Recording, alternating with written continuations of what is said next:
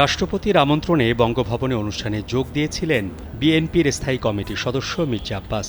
সেখানে হারিয়ে ফেলেছেন নিজের ব্যবহৃত মোবাইলটি। খোঁজাখুঁজির পর না পেলে জানাজানি হয় বিষয়টি। এর একদিন পরে হারানো মোবাইল ফোন ফিরে পেয়েছেন বাংলাদেশ জাতীয়তাবাদী দলের স্থায়ী কমিটির সদস্য মির্জা আব্বাস। বিএনপির মিডিয়া সেলের সদস্য সাইরুল কবির খান এ তথ্য নিশ্চিত করেছেন। বাংলাদেশের ৫৪তম বিজয় দিবস উপলক্ষে গত সোমবার এক সম্বর্ধনা অনুষ্ঠানের আয়োজন করেছিলেন রাষ্ট্রপতি মোহাম্মদ শাহাবুদ্দিন এবং first lady doctor Rebecca Sultana. অনুষ্ঠানে মির্জা আব্বাস যেখানে বসেছিলেন তার পাশের একটি চেয়ারে মোবাইল ফোনটি রেখেছিলেন। পরে ফোনটি আর খুঁজে পাননি। সাইরুল সংবাদ মাধ্যমকে জানিয়েছিলেন, জীবনকে উপভোগ করার সব আয়োজনই একটি নিশ্চিন্ত কমিউনিটি লিভিং নিশ্চিত করছে রূপায়ণ সিটি উত্তরা। বিষয়টি তিনি রাষ্ট্রপতি প্রেস সচিব জয়নাল আবেদিনকে অবহিত করেছিলেন। পরবর্তীতে ফোনটি পাওয়া গেছে।